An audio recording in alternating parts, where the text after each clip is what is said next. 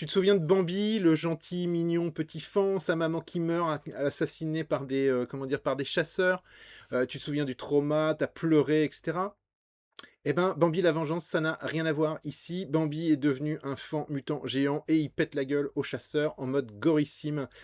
Ouais, on vit une époque assez curieuse où notre enfance devient un film d'horreur grâce à ce que l'on appelle le Pooniverse et dont Bambi la Vengeance est un nouvel épisode.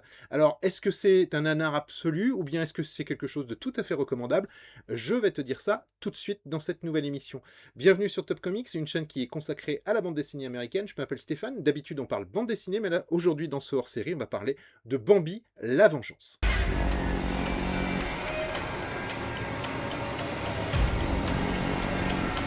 Allez, je t'explique rapidement le principe du Pooniverse. Le Pooniverse, c'est tout simplement un univers partagé, des films d'horreur, qui réunissent en fait des personnages qui sont des personnages issus généralement de dessins animés Disney qui sont tombés dans le domaine public. Alors attention, petite précision, il ne s'agit pas des versions des dessins animés de Disney, mais généralement des versions des contes ou des fables dont sont tirés les dessins animés de Disney. À l'heure actuelle, le Pooniverse compte 4 films, Winnie l'ourson de sang et de miel numéro 1 et 2, ainsi que Peter Pan Netherland Nightmare, il me semble, je donne tout ça de mémoire, et donc vient s'ajouter un 4e opus, qui est donc Bambi, la vengeance. Alors, de quoi ça parle Bambi et la vengeance? Alors, le principe est relativement simple. On a affaire à une petite famille qui décide de se réunir dans une cabane au fond des bois, sauf que ces bois, cette forêt, cachent en fait un être extrêmement dangereux en la personne de Bambi. Oui, on ne rigole pas, puisque là, ici, on est bien loin, il est bien loin le petit fantou mignon. Bambi est devenu un mutant géant psychopathe. Et comment est-il devenu ce mutant géant psychopathe? Eh bien, c'est intéressant parce que dans le film, ça nous est expliqué d'une manière que j'ai trouvé particulièrement astucieuse.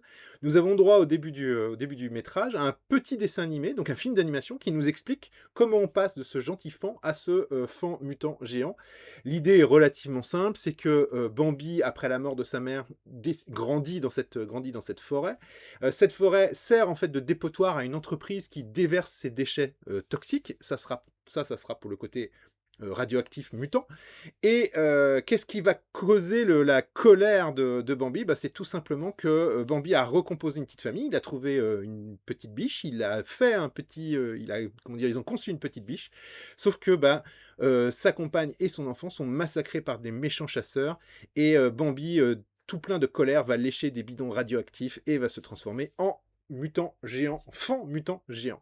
Bon, alors, raconté comme ça a l'air d'être la gaudriole, ça a l'air d'être marrant, sauf que, petite chose particulière, c'est que ce film est traité en mode sérieux. C'est une des particularités de ce film, c'est là où le sujet, quand je vous le raconte forcément, j'imagine que vous avez un petit sourire en coin, mais le sujet est propre à la déconne, sauf que le film est vraiment très premier degré. C'est une des caractéristiques de ce film. Moi, j'ai été très très surpris. Je pensais qu'on allait enchaîner les clins d'œil, etc., les petits, les petites références un peu marrantes.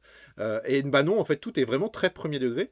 Alors, c'est un avantage parce que du coup, le film ne tombe jamais dans ce côté clin d'œil permanent où le réalisateur vous donne l'impression de faire des coups de coude.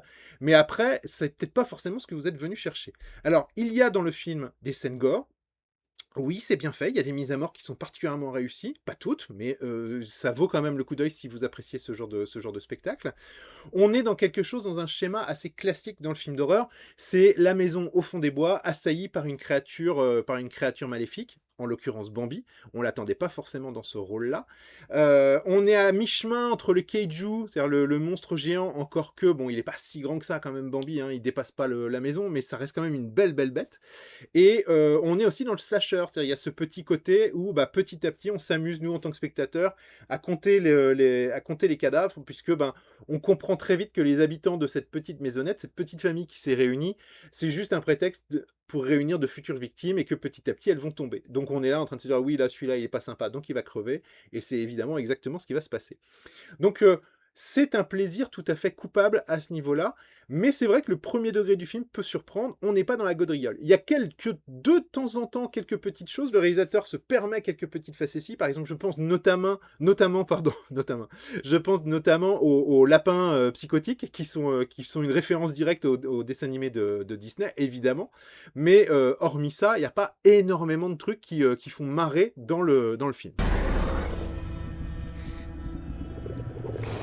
Et puisqu'on en est à parler de Bambi et de son comportement, certes il est violent, mais il a aussi des raisons d'être particulièrement psychotique. On l'a vu, il y a un petit dessin animé qui nous raconte sa triste histoire.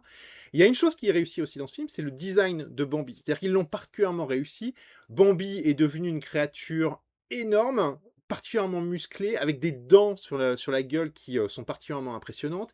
Il est massif, il est costaud, il est agressif, et ça passe très bien. C'est très très bien vu. D'autant plus que les effets spéciaux sont étonnamment réussis. J'avoue que j'étais un peu bluffé. Je m'attendais à une sorte de série Z nanar pas terrible avec des effets... Bon, je m'attendais à un truc genre Sharknado, hein, pour tout vous dire.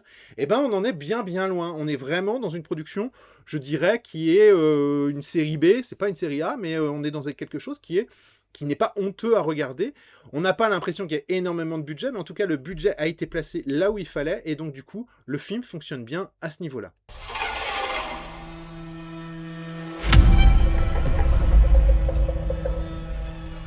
Il est mort, c'est ça? Alors on l'a dit, le film est très premier degré, et c'est peut-être aussi un de ses défauts. C'est-à-dire qu'il a un potentiel délirant qui est présent, mais qui n'est jamais utilisé, et finalement, en restant très très sérieux, le film donne l'impression qu'il a des trucs importants à dire. Il veut parler de la déforestation, il veut parler de la destruction de la nature. C'est des sujets qui sont importants, mais est-ce que c'est ce qu'on est venu chercher dans ce film? Pas forcément, et c'est peut-être ce qui pourra décevoir certaines personnes ou trouver que ça prend trop de temps dans l'histoire. Alors oui, Bambi, la vengeance aurait pu être plus fun, plus délirant, plus gore, c'est pas un souci. Mais par contre, je trouve que dans les 4 films de ce que j'ai appelé le Pooniverse, enfin ce que j'ai appelé, c'est ce qu'on appelle le Pooniverse, bah c'est celui qui me plaît le plus. Autant Winnie l'ourson, le 1 et le 2, bon le 2 était un petit peu meilleur, mais le 1 était quand même vraiment très limite. Le Peter Pan, il était intéressant, mais encore une fois, je trouvais que c'était pas abouti. Là, on commence à arriver à quelque chose qui devient vraiment intéressant pour les amateurs de série B de films d'horreur. Alors forcément, si tu es intéressé par le Pooniverse, si tu as envie de suivre cet univers partagé, bah Bambi la vengeance, ça va être une étape un petit peu obligée, un petit peu obligatoire. Si tu aimes bien aussi le concept du slasher forestier avec cette créature qui vient buter des gens, je pense notamment à Razorback, même si ça se passe pas en forêt, mais ça se passe plus dans le bush australien, mais on est vraiment dans le film d'agression animale, avec un animal, là, cette fois-ci, plus, quoi. C'est plus un mutant géant que une petite belette, mais ça fait aussi partie du plaisir. Du plaisir, il y en a peut-être pas autant que ce que l'on aurait pu espérer, mais le film se laisse regarder, et très franchement, je trouve que sur les 4 films, c'est probablement le meilleur de cet univers partagé. Alors clairement, Bambi la vengeance, ça ne révolutionne rien, mais ça fait exactement ce pourquoi on le regarde.